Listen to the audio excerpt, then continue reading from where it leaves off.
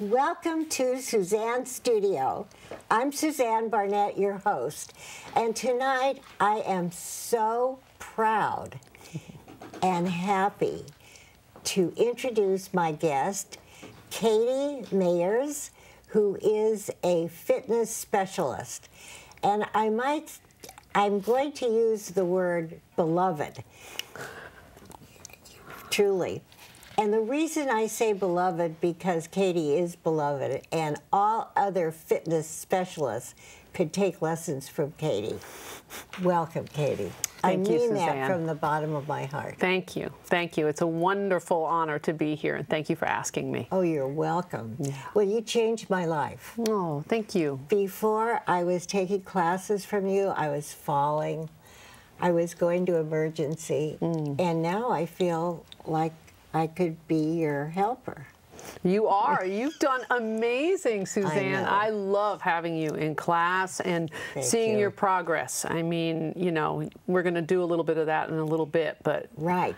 But I have to tell you and the audience, well, you've already heard it, I do not like exercise. I used to be a really hot tennis player, but I had to give that up. And to do exercises, I just really did not like. Well, you could have fooled me. Oh, Katie, but really, I can't say I love it, but I have learned so much from you, and I wanted to honor you by having you on the show and telling the audience about you and what you do. How did you get started? Well, you know, I come from a family of actors, teachers, trainers, and so it's just in the DNA to be out in front of others and to help others. And, you know, I was kind of going down a wrong path there for a little while, and I needed to make some changes in my life, and I was in my early to mid-20s, and I began to work out, you know, back in the, 80s when, Jane Fonda was doing her thing. And I really found that I felt empowered. I really liked being strong, getting strong. And the gym became my dojo. I would go 3 hours a day, 6, 7 days a week. Really? Yeah. It was amazing. So for me to find that place of empowerment and strength within, to know that I could change my body, and it changes your chemistry, and it just grew from there. And so this was on the East Coast. I'm a New York City native, and I moved to the West Coast in '94. And when I moved, of course, one of the first things I did was join a gym, and I joined Gold's Gym in San Francisco. And I walked in, and, pretty soon I was saying, you all need to hire me. I need to be working here, which, being a persistent New Yorker, pretty soon I was.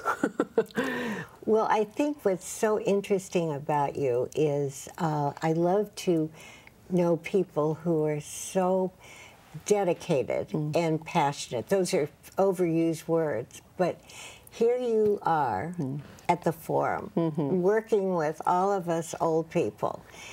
I cannot believe, I mean, I feel young compared to most of them, but they can outdo me. You get all of us to really work. How do you do that? Well, I figure that if you have taken the time out of your day to come to my class, that it should be fun. You should feel good and get results, get stronger, and make improvements in your daily life. I mean, that's the whole point. But top of the line is to have fun. The other thing I want to ask you, what do you mean? You use the word holistic. What does that mean for you? So what that means is that when I work with a client one-on-one, particularly versus in class, I respect that you, for example, Suzanne, you have lived your entire life in your body. You know your body best. And so how to work with a client by respecting what works for them. It doesn't work if I bring in my own, ways of working, but rather to really learn what makes somebody happy, what makes them tick, what's going to be the easiest way to introduce change, because that's essentially what we're talking about, is making change. And so considering, you know, is family life important to this person? Is early morning a good time for them? Do they want to return to horseback riding? I mean, the examples are endless, but you get the idea. Yeah, yeah. Yeah. And one of the things you said is that if a person, say, hurts their knee or their leg, you can still work with them. What do you do about that? So if somebody's had an injury, let's say in their knee, we'll do upper body work. There's no reason not to do something, and that's the key. And when I begin to work with somebody or with a class, I find out a little bit about them to see, is this the first time you've been active? Did you used to do sports? Did the client, you know, did they give up athletics? Because then that gives me a sense into sort of how they work, how their psyche works, in the sense of how driven they're going to be to do the work. And if somebody's never done any exercise and they start and they get injured, they could be sidelined pretty easily, and I've seen it happen a lot. Why, this is a question I have to ask you. Why do you like to work with old people? Oh, I love this question. Why? This is a great question.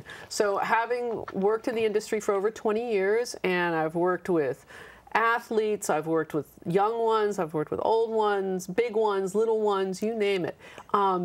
I realized probably about 10 years in that really who my people are as a trainer and as a teacher are folks who are midlife and older, also adaptive fitness. So I've worked with a lot of clients in wheelchairs and different issues. What I find so rewarding is that I can introduce and teach and train just a little bit. And if it's practiced, it can make a huge difference. Versus with an athlete, you have to train and train and train and train to get just a little bit of time shaved off of your event or whatever it is. So, you know, it was just a bit of a course change, you know, about 10 years in. And I love it because I would much rather work with and be around people like you who have incredible life experience. And I get to find out about life from you. Whereas if I'm working with a 14-year-old swim athlete, all they know is the pool. Yeah. So that's why. Well, but, you know, I don't want to be too effusive, but first of all, right at the beginning, practically, you learn people's names, and you call them not by their first name. Call them Mrs. or we have a lot of doctors. Yeah. But I can't get over in the class, Monday, Wednesday, and Friday, we have to be there at 8:45, which is dreadful. That part is really not wonderful. And you have us standing on one leg. You have us getting up off the chair. The only thing we haven't done is where we can't get up off the floor, although I'm sure some of those people can. But you have people in there who are in their 90s. You have people that are really infirmed doing their exercise. Yeah. You're magical. Oh, thank you. It's just a matter of layering it up, you know, starting simple. And my job is to help everyone to build confidence in themselves, that they can do it, that with a little bit of fear and maybe a chair next to you, or maybe looking around the room and seeing, oh, I'm not the only one who's teetering and tottering, that the results, they come. You just have to stick with it. That's the key. That's it. That's the key. And for all of us, the exercise people, we should also be doing a lot of walking, right? Absolutely. And drinking, what about drinking water? You talk about that a lot. I talk about that. Water is like the magic elixir. Most of us are walking around in a dehydrated state. You know, if you drink coffee or, you know, the body needs water. We're 70 to 80% water. Our muscles need water to function well. You know, it can take care of headaches. I mean, it's just amazing. Energy. So at least the standard 8-ounce glasses a day, you know. And how many? 8-ounce glasses. I don't drink that in a week. Well, I've got some tips for that. I know.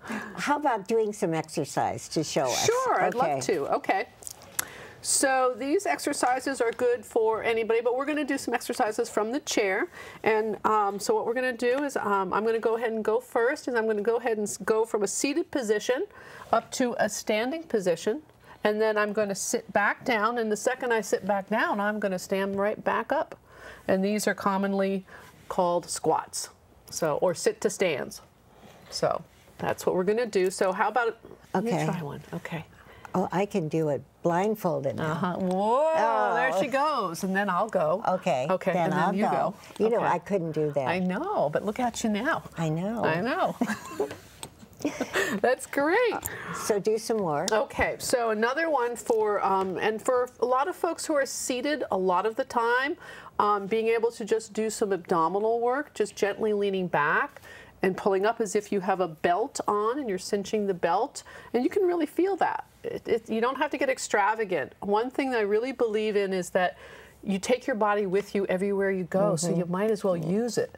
Versus, yes, all the equipment is wonderful. All of the techniques and tools are great, but you don't absolutely need it all of the time. So just sitting back and then sitting up.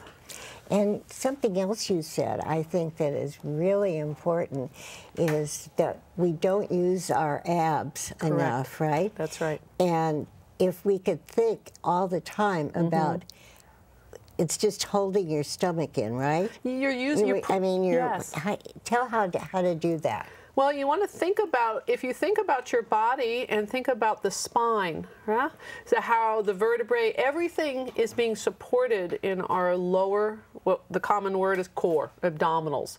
And so there's a deep muscle, the transverse abdominis, which Pilates is doing quite well thanks to that muscle. And we want to really engage that deep lower muscle. And you kind of feel it if you sit back, and if you're sitting in an upright, strong back chair, you can kind of feel your back push against the back of the chair, and you almost can feel a little bit of a tilt. So, yeah. So you know how that feels when we do that in class. No, but even in the car, right? We should be doing that, right? You can do it in the car if you're on a long plane ride. You can just sit more upright and just engage those deep lower abdominals all the time. But how do you engage them? So you exactly. So what you do is sort of think of like a tummy tuck, like you just pull your belly button in, you tuck your pelvis under, and you know, I don't want to use the old military term, you know, just sort of suck in your belly, but to some degree you're thinking about your belly button going through to the back of the body, and that really helps. And then what's a good exercise to strengthen your back in a seated position? Perfect. That's a great question. So you just pull your shoulder blades back, and you use all of the muscles in the back of your body, primarily in this case with being seated the back, and you just engage, and then you relax. Shoulder retraction, scapular retraction. It's so hard to do. Yeah. Well, the computer culture that we live in, we can all utilize, you know, either computers or kids cooking, driving, that sort of thing. And then show how to relax the back after you've worked with it. So you've worked and now you're all set. You just can begin to roll some of those shoulder muscles out. So these muscles are habitually contracted in most of us. And muscles that are habitually contracted are also weak. And so you have to kind of tease them out a little bit and also strengthen them. So fitness is about cardiovascular exercise, muscle training, strength training, as well as flexibility. So all three are critical.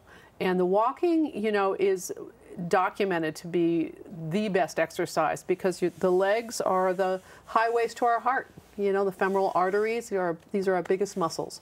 And we want to keep walking no matter what. And then you do in class when we do, you know, different things like standing on one leg. Yeah.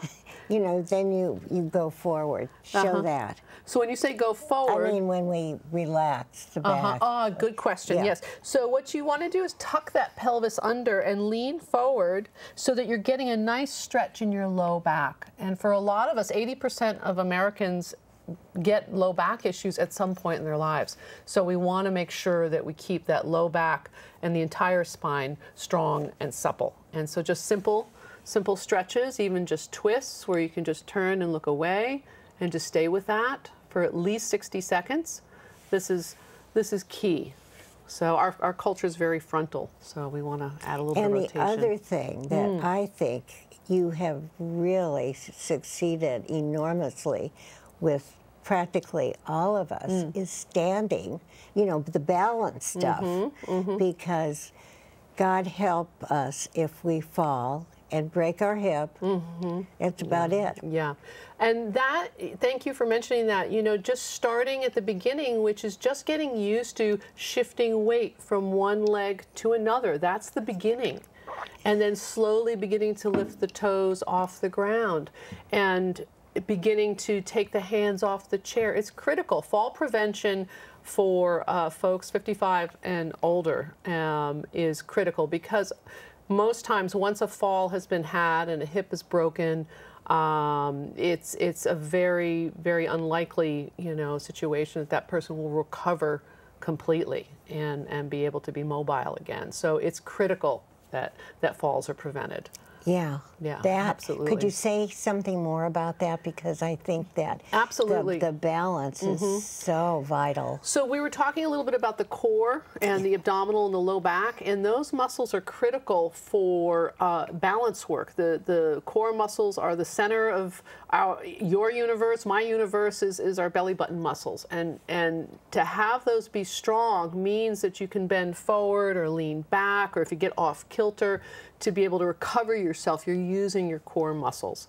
The other thing that we practice in class is also to make sure to challenge your sight, challenge, you know, movement, so that, you know, if you're driving and a motorcycle comes, you know, out of nowhere, that you've got those reflexes. And that's true for balance work when you're walking. And there are uneven surfaces out there. So if you're not just walking on a treadmill, but walking in your neighborhood, you want to feel comfortable being able to walk on the sidewalk. And not to look down. And not to look down. Yeah, That's tell right. about I mean, that. So every so often you do want to make sure that you are still on the sidewalk, but mostly keeping your head up, because where your eyes go is where your body generally goes. We're very visual creatures. So if our eyes are starting to look off to the right, guess what? Our body usually goes with them. So we want to make sure to stand as upright and stacking our weight. Ears over shoulders, shoulders over hips, hips over knees and ankles in terms of standing. So yeah, so it's critical, and to do some kind of balance work every day. Every day, yeah. Like brushing your teeth and holding up standing leg. up. Yeah. And then is it heel toe? When excellent. you walk. Yeah. So I mean, who's going to walk on their tiptoes? But to remember, right? Right. Heel toe. Heel toe. A lot of us have lost our ability to really use our feet as they were intended, because we're in shoes most of the time, and we're not even walking, we're sitting. So to be able to have a full heel to toe strike and have the foot completely roll. One thing that happens for a lot of elders is that there is this sort of toe strike, which actually causes a lot of falls. So what do you mean by that? Meaning that folks will not walk completely with their entire sole of their foot, that they will just land on their toe, and then land on their toes, and then land on their toes. The next thing you know, they've tripped over their toes. I see. So heel toe. Heel toe. Yeah, that's critical. Absolutely. So what if a person doesn't go to your class? What's going to happen to them? Katie? Well, that's a big question. It depends on the person, of course, and their history and what they've done in their life. But generally speaking, the body is designed to be used and moved. We were not designed really to sit. We were designed to move. And to move in all directions and to do different kinds of movements. So it's kind of a use it or lose it proposition. If you don't use your body in the way that it's intended, you lose that ability. And so that's what happens for a lot of folks, is that they end up sitting. And so, but if they have a desire to get stronger, then a class is a great way to go. It is. It is. It's so interesting how people will. I'm using myself. You know, when I was younger, I enrolled in the gym, and like the first month, I was just really into it. Hardly ever again. I mean, how does one keep motivated whatever age? That's a great question. That's probably the million-dollar question right there. Is to really get clear in your mind and to think and remember why you're doing this. And so to get as specific as possible about why am I doing this exercise? Because change doesn't happen quickly. You begin to feel better after about 4 weeks, and that's about the time when folks start to get a little itchy. They want to see some results. But to think about, oh, I want to be able to lift the groceries up the stairs, or chase after my grandchildren, or look good in that dress at the reunion. Something very specific, not that far off in the future. And then it gets easier for folks to remember, oh, right, that's why I'm doing this. So motivation. But see, that's why we need people like a million Katies around. We don't have much longer, but can you tell a couple of very dramatic stories? Oh, yeah, I'd love to. I'd love to. You know, I've had such a wonderful experience to date. So I worked with a number of clients, midlife women, and one of them wanted to ride Century bike rides with her husband, who had been doing it for a number of years, and Centuries are 100-mile plus rides. And she lost 100 pounds and started to ride Centuries with her husband after a year of training. And this was a dedicated program. She was very clear this is what she wanted, and so she stuck to her fitness program, and she stuck to her dietary changes, and even with a couple of injuries en route, she stuck with it. So that's one client, and that was amazing to witness that and participate in that. Oh, God, how did you feel about that? Well, I feel, as I always do, just really proud, and I'm also very clear. I'm giving guidance, and I'm an accountability touchstone, but you are doing the work. You know, if you do the work, you get the results.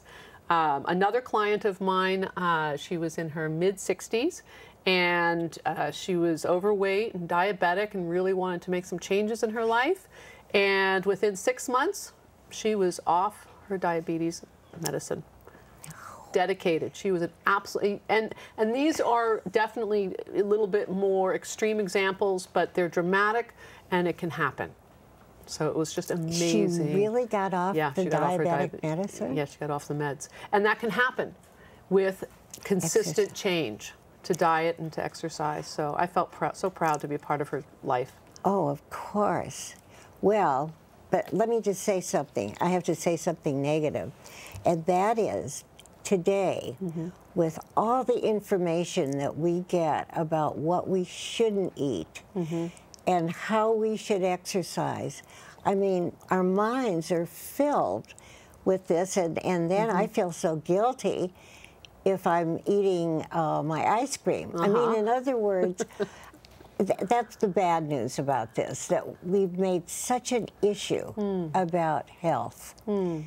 So to be able to have someone like you as a teacher, I really mean that, that is so inspiring, really helps. And so, I mean, I just can't believe that I would continue with the exercise. So if I could do it, that's why I'm saying that. Anybody could do it. Yeah, and you're doing great. Well, you don't have to say that, but, you know, I don't grovel. I don't take back and abs that all these other people do. You know, groveling on the ground, I can't do that. Well, I have a chair version. Do you? Yeah. Oh, if somebody wants to really? do back and abs and they can't get on the floor, I say, well, come on over here to the chair. And I work with them in the chair. That's one of the joys of the work I do, is I get to meet people where they're at and provide modifications and work with them. Well, I know I was reading your bio and that you have worked with hundreds of people and you've done thousands of sessions. I have.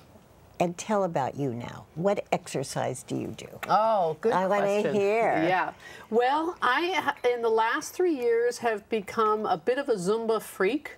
So Zumba is a Latin-inspired dance fitness phenomena. It's actually the largest fitness organization on the planet at this point. And so I go to 1 or 2 classes a week, and I just take the classes. I don't teach them. It's nice to be a student, you know, to remain being a student when you teach. And I swim a couple times a week. I do anywhere between a half mile and a mile each time. And I prefer to swim outside because then I can be in nature. I do body weight work, so I don't do strength training on the machines, but I'll use all kinds of equipment for just using my own body weight. There are like TRX, physio balls, BOSUs, things that we have also at the forum. So I do that a couple times a week. So, but mostly I have to do something every day, or else. So you're one of those athletes that are addicted. You are. Well, you know what? I'm a be. happier person when I work out, and everybody else is happier around me when I work out. So you have really changed your whole brain probably by what you do. Absolutely, yeah. There are physiological changes, chemistry changes, hormonal changes, which is critical. You can reduce cortisol, which is the bad stress hormone, and creating new neural pathways in the brain to the body. So the body becomes actually kind of hungry for it, and certainly the muscles do. So I know for me that it's my medicine. And that's what got me into Zumba, you know, 3 years ago, is that I really needed to change up my life again. What about Zumba at the forum? I would love to teach Zumba at the forum. We just need a floor. We have carpet. So, so I'm looking for a way to do that. And I know that it's wanted. So we just have to get a floor and get rid of the carpet. Really? Yeah. And I bet all 45 people, well, I don't know if I'm going to do it or not. I do chair Zumba. Really? Yeah, you can just do God, right here, chair Zumba right here. What would we do without our chairs? Katie, thank you so much for being on the show. We're going to have you on again. Okay. And we're going to have a whole set of exercises. Oh, I would love that. That'd be great. And I only wish you the best. And I'm just so thrilled that you are my teacher.